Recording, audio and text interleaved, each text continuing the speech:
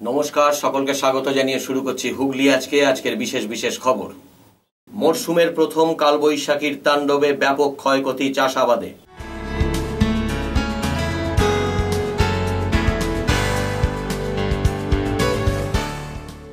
তৃণমূল নেতার ফতোয়া মাফিক জোগাড় হয়নি টাকা, আত্মহত্যা তারকেশ্বরে।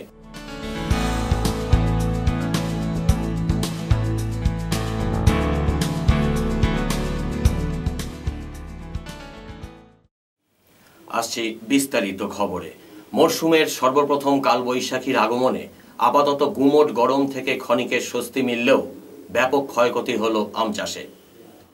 মরশুমের প্রথম কালবৈশাখীর তাণ্ডবে হুগলি জেলার সদর শহর সহ চন্দননগর, পলুয়া, পান্ডুয়া ব্লক, বলাগড় ব্লকের বিস্তীর্ণ এলাকায় ব্যাপক ক্ষয়ক্ষতি হয়েছে। বেশ কিছু ঘরবাড়ি থেকে শুরু করে গাছ, ইলেকট্রিক পোস্ট বিধ্বংসী ঝড়ে উপড়ে গেছে। এই সমস্ত এলাকা সারা রাতি অন্ধকারে ঢাকা ছিল। কোথাও কোথাও সকালেও বিদ্যুৎ আসেনি। তবে সব থেকে বেশি ক্ষতি হয়েছে আম চাষে। এবছর এমনিতেই ফলের রাজার ভালোই দেখা মিলেছে জেলার আমবাগানগুলিতে, তাই অনেক আশায় বুক বেঁধেছিল আম চাষিরা। তবে এক কালবৈশাখীতেই সব শেষ। রবিবাসরীয় সন্ধ্যায় যেখান থেকে এই ঝড় বইছে সেখানে চাষাবাদ আজ আর নেই বললেই চলে। বহু জায়গাতে গোটা আম গাছই ভেঙে পড়েছে। চাষিদের বক্তব্য, এক কালবৈশাখীতেই এভাবে সব শেষ হয়ে যাবে তা কোনোদিনই ভাবেনি। ধার দেনা করে চাষ করেছিলাম, এখন কি করব ভেবে পাচ্ছি না। বছরের একটা ফসল, তার উপর আমরা আশাবাদী বিভিন্ন রকমের ধার দেনা সমস্যাগুলো মেটানোর জন্য। তো মোটামুটি আমরা একটা প্রস্তুতি নিয়ে থাকি যে এই সময় আম বিক্রি করে করব। কিন্তু যা ক্ষতি হয়ে গেল তত সংসার চালাবোই কী করে, আর মানুষের ধার দেনাই বা কী করে বহন করব। না, এত ক্ষতি হবে বুঝতে পারিনি। কালবৈশাখী হয় কিন্তু অল্প আম নষ্ট হয়ে বেরিয়ে যায়, কিন্তু এবারও ব্যাপক ক্ষতি এবং আমের ক্ষতি এবং গাছপালা ভেঙে তছনছ হয়ে গেছে। কলা গাছ থেকে আরম্ভ করে আম গাছ ভেঙে তছনছ হয়ে গেছে। না, এলাকায় কারেন্ট কিছু নেই, পোল ভেঙে গেছে, তার ছিঁড়ে গেছে, কারেন্ট কবে আসবে তার কোনো ঠিক নেই। সেটা বলবো বলুন তো, কালবৈশাখীতে যে তাণ্ডব করেছে, আপনার কাটলা ফসল থেকে আরম্ভ করে সবজির যে আম গাছের, যেটা আমের তো এক বছরের ব্যাপার, কিন্তু এই যে গাছটা ভেঙে গেল, এই গাছ ভাঙার জন্যে প্রচণ্ড পরিমাণে ক্ষতি। এটা তো বছরের পর বছর হতো, সেটাও নষ্ট হয়ে গেল। যে জায়গা দিয়ে এই ঝড় গেছে সেখানটা পুরো ধূলিসাৎ করে দিয়ে বেরিয়ে গেছে। প্রতিটা জিনিস, মানে যে জায়গা দিয়ে গেছে প্রতিটা ফসল সেই জায়গায় নষ্ট করে দিয়ে চলে গেছে। কলা, পেঁপে, যার জিনিস ছিল প্রত্যেকটা নষ্ট করে দিয়েছে। এই সবে চাষ করেছি, ফল ফলেছে, তুলবো, সেই অবস্থায় ঝড় হয়ে গেল। এত টাকা যে খরচা করেছি সে টাকা তো আর তুলতে পারবই না, বেকার হয়ে গেল সব। এই সবে মাচার ফসল যা আছে সবে ক্ষতি হয়ে গেল। ধুঁদুল আছে, তারপরে এই কড়াই আছে, করলা আছে, শশা আছে, মাচা যা ছিল সব উল্টে গেছে। প্রচণ্ড ঝড় হয়েছে, এখানে 11,000 লাইন পর্যন্ত ভেঙে পড়ে গেছে। ট্রান্সফর্মার ফাটো সব ভেঙে পড়ে গেছে, তাতে ভরপট্টি লাইনও সবই ভেঙে গেছে। সব বাড়ি এখানে সব অন্ধকারে পড়ে আছে, কেউ কিছুই পাচ্ছে না। জলের অভাব, তারপরে কারেন্টের লাইনের অভাব, সবই হাহাকার চলছে। এখনও পর্যন্ত কোনোদিন দেখিনি, এই দেখলাম যে 11,000 পোল ট্রান্সফর্মার সময় নিয়ে উল্টে যাবে, এটাই প্রথম দেখলাম। কিন্তু 11,000 গোড়া থেকে একদম উড়ে যাবে, এটাই প্রথম দেখলাম আমি। ঝড় যখন হয়েছিল তখন তো মনে হচ্ছে সব যেন ওলট পালট করে ভেঙে দেবে, সবই ভেঙে দেবে মনে হচ্ছে, যা ঝড়টা এসেছিল। সুদীপ দাসের রিপোর্ট, হুগলি আজকে। রবিবাসরীয় কালবৈশাখীতে অটোর ওপর বহু প্রাচীন এক সেগুন গাছ পড়ে গুরুতর জখম হলেন 4 জন। তারা সকলেই চন্দননগর মহকুমা হাসপাতালে চিকিৎসাধীন। ঘটনাটি চন্দননগর স্টেশন সংলগ্ন অটো স্ট্যান্ডে। সকালে ঘটনাস্থল পরিদর্শন করেন চন্দননগরের মহানাগরিক রাম চক্রবর্তী। হরিপালে আয়োজিত একটি স্বেচ্ছাসেবী সংস্থার স্বাস্থ্য শিবিরে উপস্থিত হলেন চীনের রাষ্ট্রদূত মা চাং-উ। আজ হরিপালের গোপীনগর গ্রামে ভারতে নিযুক্ত চীনের রাষ্ট্রদূত মা চাং-উ এক অনুষ্ঠানে যোগদান করেন। সঙ্গে ছিলেন হরিপালের বিধায়ক বেচারাম মান্না সহ অন্যান্যরা। স্বেচ্ছাসেবী সংস্থার যৌথ উদ্যোগে এক স্বাস্থ্য শিবির অনুষ্ঠানে তিনি যোগদান করেন। ভারতের সঙ্গে চীনের বন্ধুত্বপূর্ণ পরিবেশ আরও সুদৃঢ় করার লক্ষ্য নিয়ে এই অনুষ্ঠানে যোগদান করাই বলে জানান চীনের রাষ্ট্রদূত। ব্যুরো রিপোর্ট, হুগলি আজকে। অভিযোগ ছিল দীর্ঘদিনের। স্বনির্ভর গোষ্ঠী সহ বিভিন্ন সরকারি প্রকল্পের সেই সমস্ত অভিযোগই জায়গায় জায়গায় গিয়ে খতিয়ে দেখলেন পান্ডুয়ার বিডিও সমীরণ ভট্টাচার্য। শনিবার পান্ডুয়ার বিডিও সমীরণ ভট্টাচার্য বারবার উঠে আসা অভিযোগ তথা 100 দিনের কাজ, স্বনির্ভর গোষ্ঠী মহিলাদের কাজ এবং প্রধানমন্ত্রী যোজনার বাড়ি ঘিরে প্রশ্নগুলোকে খতিয়ে দেখার জন্য এক সফরে আসেন পান্ডুয়ায় এবং গ্রামের প্রতিটি বাসিন্দা এবং স্বনির্ভর গোষ্ঠী মহিলাদের সাথে কথা বলেন এবং জানতে চান তাদের সমস্যার ব্যাপারে। এই বিষয়ে বিডিও বলেন, আমরা ফরচুনেট যে ডিস্ট্রিক্ট অথরিটি আমাদের পান্ডুয়াকে বেছে নিয়েছে এই ফিল্ড লেভেল ভিজিটের জন্য। তো আমরা খুব কম সময় পেয়েছিলাম, তার মধ্যেই আমরা সমস্ত অ্যারেঞ্জমেন্ট করতে হয়েছে। আমরা আজকে যেটা যেটা করেছি তার মধ্যে আছে আমাদের এনআরজিএসের যে কাজ চলছে সেটা আমরা ফিল্ড ভিজিট করেছি, আর আমাদের যে বিভিন্ন পিএমএ যে হাউসগুলো হচ্ছে, বাড়িগুলো হচ্ছে, সেগুলো গিয়ে তারা সরাসরি বেনিফিশিয়ারির সাথে কথা বলেছে এবং কীভাবে তারা কাজ করছে, কীভাবে টাকা পাচ্ছে সেগুলো নিয়ে বিস্তারিত আলোচনা হয়েছে। এবং সর্বোপরি হচ্ছে সেলফ হেল্প গ্রুপের এখানে কর্মকাণ্ড যেটা চলছে, সেলফ হেল্প গ্রুপ কীভাবে কাজ করছে, কাদের থেকে অ্যাসিস্ট্যান্স পাচ্ছে, কীভাবে তারা মার্কেটিং করবে, এই নিয়ে বিস্তারিত আলোচনা হয়েছে। এবং দে আর ভেরি মাচ হ্যাপি। আজকে ডিস্ট্রিক্ট অফিসিয়ালরা যারা এসেছিলেন, আমাদের সিনিয়র ডিসি ছিলেন, আমাদের ডিপিআরডি সাহেব ছিলেন, আমাদের ওসি যারা এই ট্রেনিংয়ের সঙ্গে মূলত যুক্ত, তারা আমাদের সহায়তা দিয়েছে এবং আমরা ফরচুনেট যে আমরা একদিনের মধ্যে অ্যারেঞ্জমেন্টটা করতে পেরেছি এবং সর্বোপরি আমরা আজকে সাকসেসফুল একটা প্রোগ্রাম করতে পারলাম। সকলকে ধন্যবাদ জানাই, স্পেশালি শিমলাগড় গ্রাম পঞ্চায়েতের তুলান সাহেব এবং অন্যান্য আমাদের উপপ্রধান সাহেব বা আমাদের যারা অন্যান্য ফাংশনারিজ আছেন, আমাদের যারা গ্রাম পঞ্চায়েতের কর্মী আছেন, প্রত্যেককে আমার তরফ থেকে আমি আন্তরিক কৃতজ্ঞতা জানাই যে এত কম সময়ের মধ্যে এত সুন্দর একটা প্রোগ্রাম করার জন্য। সেলফ হেল্প গ্রুপের মধ্যে আমাদের ওরা যেটা করছে, ওরা বিভিন্ন পুঁতির কাজ করছে, বিভিন্ন রকম গার্মেন্টসের কাজ করছে, বড়ি তৈরি আছে, আপনার বিভিন্ন পাপড় তৈরি আছে এবং এরা সেলাই আছে, এগুলো ওরা সাকসেসফুলি করছে এবং এদের নিজস্ব পরিবারে আর্থিক সহায়তা দিচ্ছে এবং পরিবারের যথেষ্ট উন্নতি করতে পারছে। এটা আমাদের একটা। সুমন চক্রবর্তীর রিপোর্ট, হুগলি আজকে।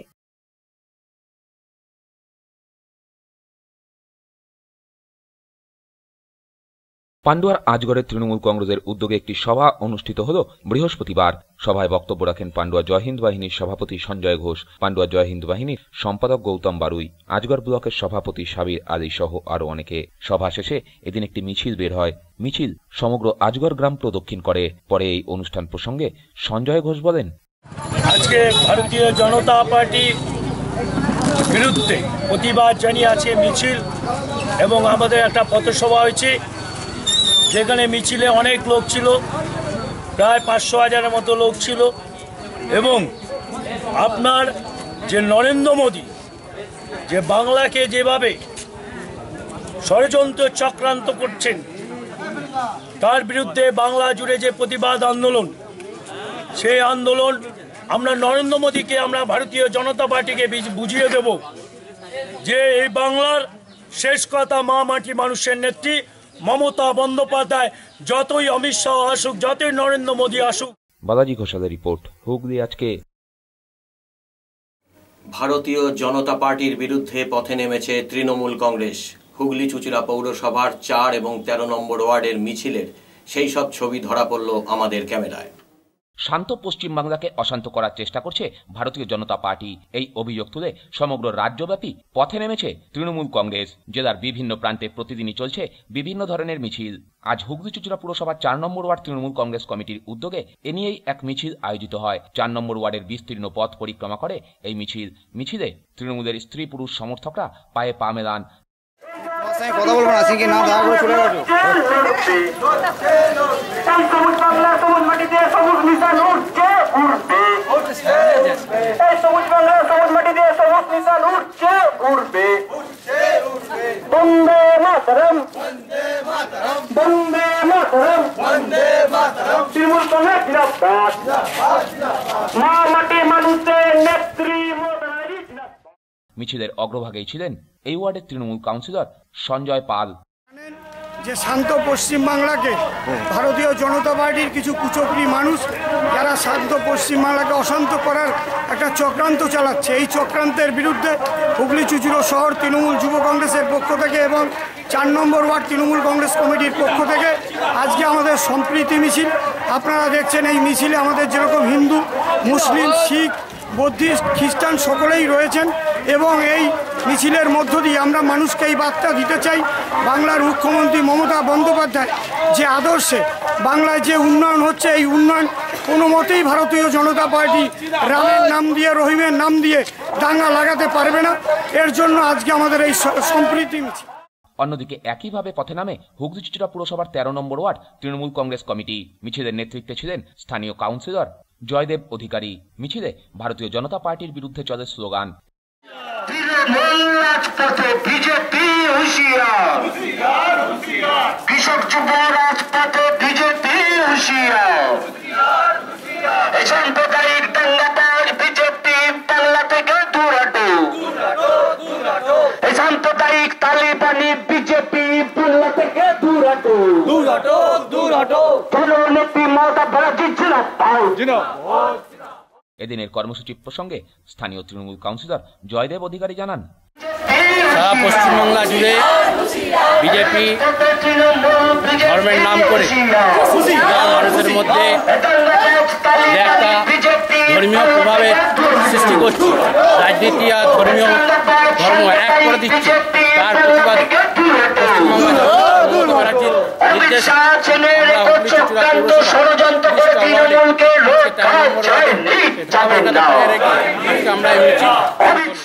ছোট রিপোর্ট, হুগলি আজকে। বিষক্রিয়ায় আক্রান্ত এক রোগিনীর চুলের মুঠি ধরে মুখে নল গোজার চেষ্টা করলেন আয়া। প্রতিবাদ করতে গেলে শুনতে হলো অকথ্য গালিগালাজ। ফের আয়ার দৌরাত্ম্য নিয়ে প্রশ্ন উঠল চুঁচুড়া ইমামবাড়া সদর হাসপাতালে। ফের আয়ার দৌরাত্ম্য চুঁচুড়া হাসপাতালে। এবারে বিষক্রিয়ায় আক্রান্ত এক মহিলাকে চুলের মুঠি ধরে মারধর করার অভিযোগ উঠল কর্তব্যরত আয়ার বিরুদ্ধে। পাশাপাশি অন্যান্য রোগীর আত্মীয়রা এগিয়ে এলে তাদেরকেও অকথ্য ভাষায় গালিগালাজ করে বলে অভিযোগ। এ বিষয়ে ওয়ার্ড মাস্টারকে জানাতে গেলে তিনি বলেন, আয়ারা আমাদের হাসপাতাল কর্মী নয়, তাই আমি কিছু করতে পারবো না বলে অভিযোগ। ঘটনা প্রসঙ্গে জানা যায়, বর্ধমান জামালপুর থানার অন্তর্গত ঘুরেঘর গ্রামের বাসিন্দা বছর 40-এর মহিলা চৈতালি কোলে পারিবারিক অশান্তির জেরে বিষপান করেন। তড়িঘড়ি তাকে বাড়ি থেকে সবথেকে কাছে ধনিয়াখালী হাসপাতালে নিয়ে আসা হয়। অবস্থার অবনতি হওয়ায় তাকে আনা হয় চুঁচুড়া ইমামবাড়া সদর হাসপাতালে।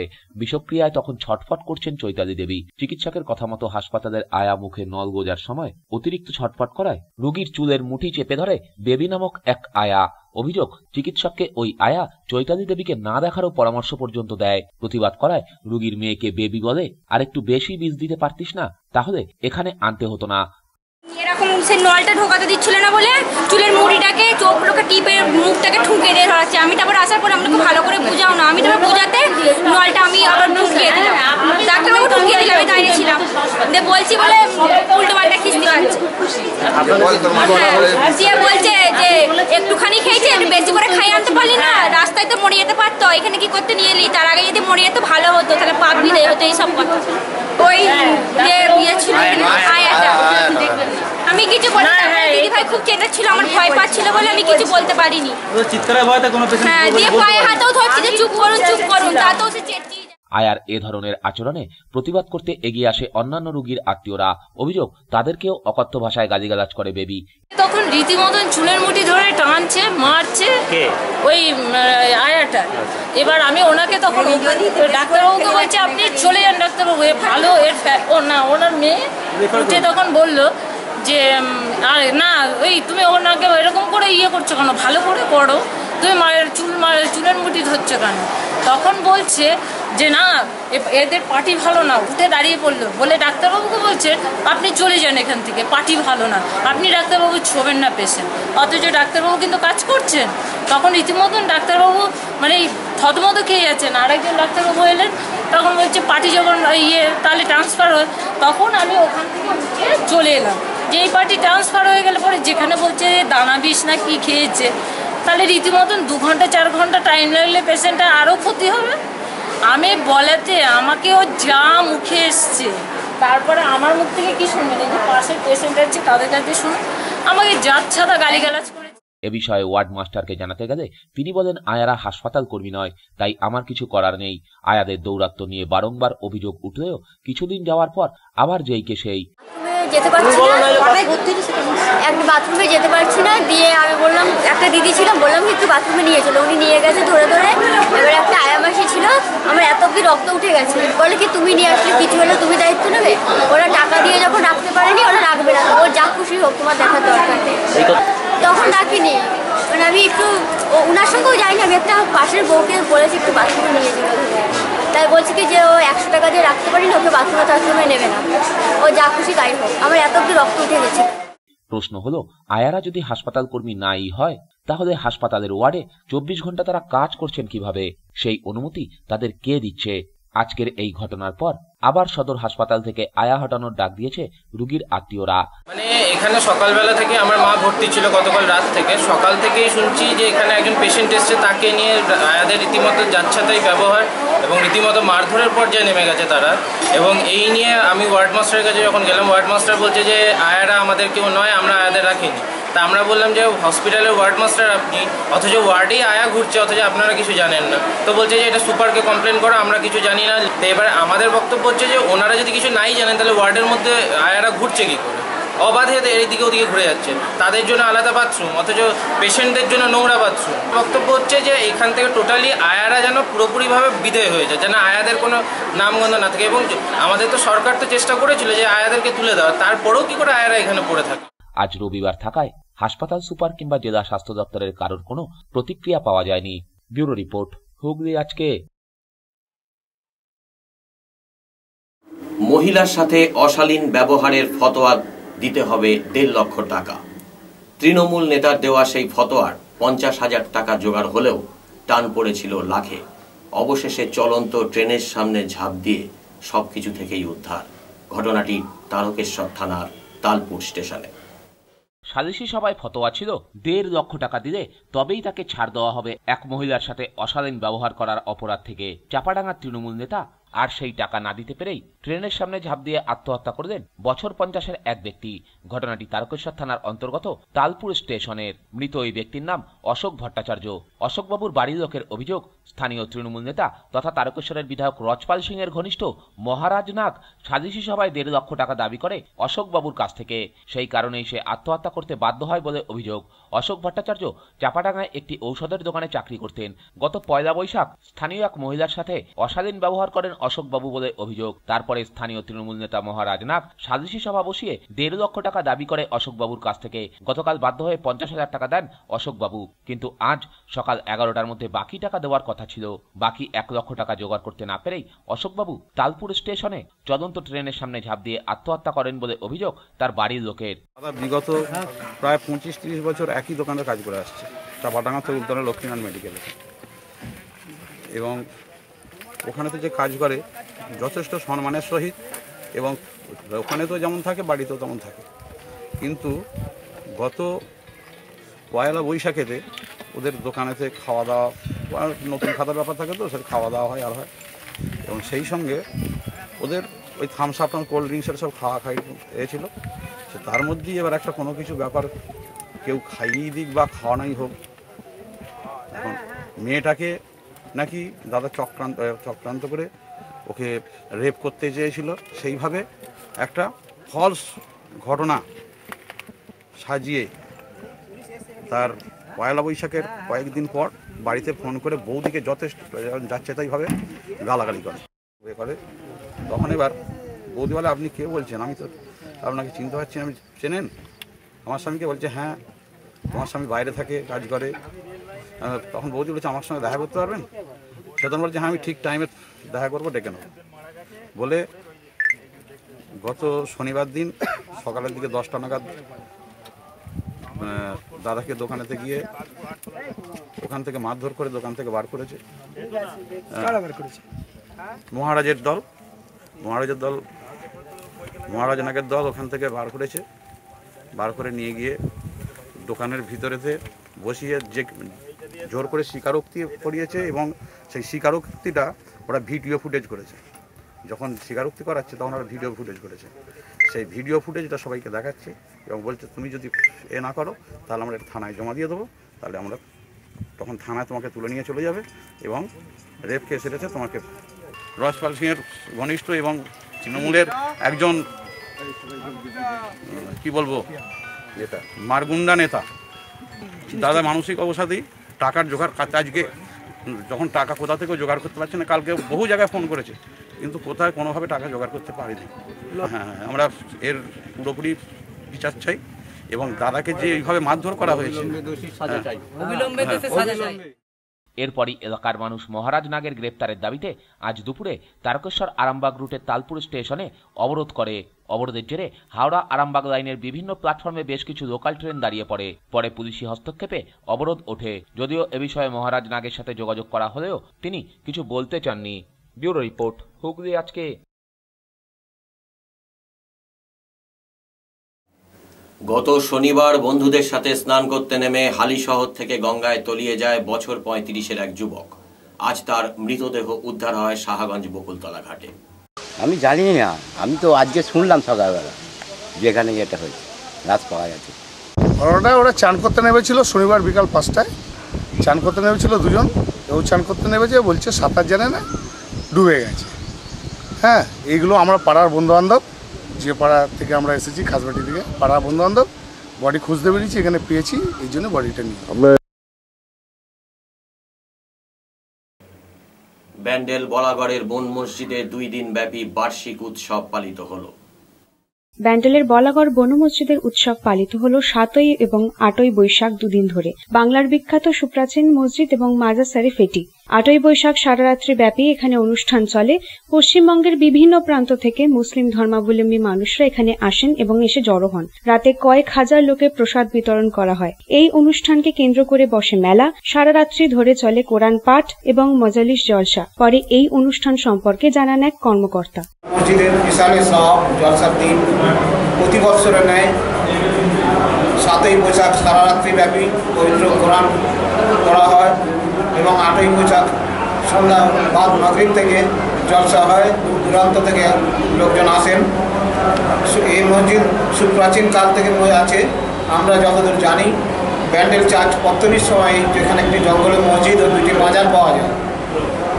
শাহ জালালউদ্দিন এবং সৈয়দ সাহেব মাজার এখানে আছে। নদিয়া থেকে, কৃষ্ণনগর থেকে, বর্ধমান থেকে, কলকাতা থেকে বহু যাত্রী সারা বছর যাবৎ আসে। এই মসজিদ দেখলেই বুঝতে পারবেন কত পুরাতন, প্রায় 50 ইঞ্চি গাঁথনি, আগেকার পুরাতন গাঁথনির মসজিদ। বালাজি ঘোষালের রিপোর্ট, হুগলি আজকে। চুঁচুড়ার আরোগ্যর উদ্যোগে প্রতি বছরের মতো এবছরও এক চক্ষু পরীক্ষা শিবির আয়োজিত হলো। প্রতি বছরের মতন আজও চুঁচুড়া কারবেলা মোড়ে চুঁচুড়া আরোগ্য সংস্থার তরফ থেকে অনুষ্ঠিত হয়ে গেল এক সম্পূর্ণ চক্ষু পরীক্ষা শিবিরের। প্রথমেই এই অনুষ্ঠানের শুভ সূচনা করেন চুঁচুড়া সদর মহকুমার শাসক কৃতিকা শর্মা। সংস্থার পক্ষ থেকে তাকে বিশেষভাবে সম্বর্ধনা দেওয়া হয়। এলাকার প্রতিটি দরিদ্র এবং দুস্থ বাসিন্দাদের যাবতীয় চক্ষু পরিষেবা দেওয়া হয়ে থাকে এই অনুষ্ঠানে। প্রথম থেকে এই অনুষ্ঠানের নেতৃত্ব এবং তত্ত্বাবধানে ছিলেন সংস্থার পৃষ্ঠপোষক ইন্দ্রজিৎ দত্ত। এদিন প্রায় 200 জন মানুষ চক্ষু পরীক্ষা করান। ব্যুরো রিপোর্ট, হুগলি আজকে। ত্রিবেণী শিবপুর স্পোর্টিং ক্লাবের উদ্যোগে এলাকাবাসীদের নিয়ে বার্ষিক ক্রীড়া প্রতিযোগিতা অনুষ্ঠিত হলো। ত্রিবেণী শিবপুর স্পোর্টিং ক্লাবের বার্ষিক ক্রীড়া প্রতিযোগিতা অনুষ্ঠিত হয়ে গেল। বিগত 4 বছর ধরে এলাকাবাসীদের নিয়ে এই বার্ষিক ক্রীড়া প্রতিযোগিতা আয়োজন করে আসছে এই স্পোর্টিং ক্লাব। ক্রীড়া প্রতিযোগিতা উপলক্ষে এলাকাবাসীরা ক্লাব প্রাঙ্গণে উপস্থিত হন। স্ত্রী পুরুষ একত্রিতভাবে এই ক্রীড়া প্রতিযোগিতায় অংশগ্রহণ করেন। দিনের পাশাপাশি নৈশালোকে আয়োজিত এই ক্রীড়া প্রতিযোগিতা এলাকাবাসীদের মনোরঞ্জনের ক্ষেত্রে আলাদা মাত্রা আনে। এ বিষয়ে আয়োজকদের পক্ষ থেকে জানানো হয়। নমস্কার, সর্বপ্রথমে আপনাদেরকে অসংখ্য ধন্যবাদ। আমাদের এখানে এসে আমাদের ক্লাবের ঐতিহ্যকে বাড়িয়েছেন। আমরা অত্যন্ত খুশি। প্রত্যেকবার আমাদের এলাকার, পাড়ার এবং ঘরের প্রত্যেকটি মা বোনেরা আমাদের সহযোগিতা করে এবং শিশুদেরকে আনন্দ দিতে পারি। আমরা গর্বিত ক্লাবের পক্ষ থেকে যে আমরা আমাদের পাড়ার ছেলে মেয়েদের আনন্দ দিতে পারি অন্তত বছরে একবার স্পোর্টসের মাধ্যমে। আমরা আশা রাখবো প্রত্যেকবার এই আনন্দ যেন বজায় থাকে। কত বছর ধরে কোর্সটা হচ্ছে? তাদের হাসি মুখ যেন বর্তমান থাকে। 4th বর্ষে পদার্পণ করলো আমাদের এই শিবপুর স্পোর্টিং ক্লাবের স্পোর্টস। কত ইভেন্ট আছে? আমরা আশা রাখবো যে আগামী দিনে আমরা আরও এখন 8 এবং 9টা কি 10টা ইভেন্টের মাধ্যমে আমরা স্পোর্টস করছি। আগামী দিনে আমরা আরও ইভেন্ট বাড়াবো। বাচ্চাদের জন্য আলু দৌড় রয়েছে, শিশুদের 75 মিটার দৌড় রয়েছে, এছাড়া রয়েছে থ্রোয়িং দ্য বাস্কেটবল, বড়দের জন্য রয়েছে হিটিং দ্য উইকেট, তারপরে বিস্কুট দৌড় রয়েছে, এছাড়া কিকিং দ্য ফুটবল রয়েছে। রাজেশ দেবনাথের রিপোর্ট, হুগলি আজকে। আসছি আবহাওয়ার খবরে। আজ জেলার সর্বোচ্চ তাপমাত্রা ছিল 37 ডিগ্রি সেলসিয়াস, সর্বনিম্ন 22 ডিগ্রি সেলসিয়াস। বাতাসে আপেক্ষিক আর্দ্রতার সর্বোচ্চ পরিমাণ ছিল 86%, বৃষ্টি কোথাও কোথাও বিক্ষিপ্ত পরিমাণে। শেষ করার আগে খবরের বিশেষ অংশ আরেকবার। মরশুমের প্রথম কালবৈশাখীর তাণ্ডবে ব্যাপক ক্ষয়ক্ষতি চাষাবাদে।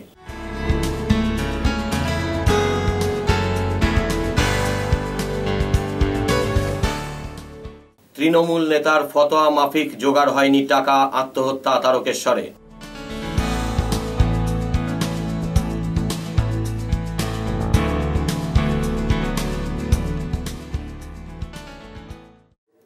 হুগলি আজকের মতো এখানেই শেষ হলো। প্রত্যেকদিন রাত 8টায় দেখুন ইন এএমবিসি চ্যানেলে হুগলি আজকে। নমস্কার।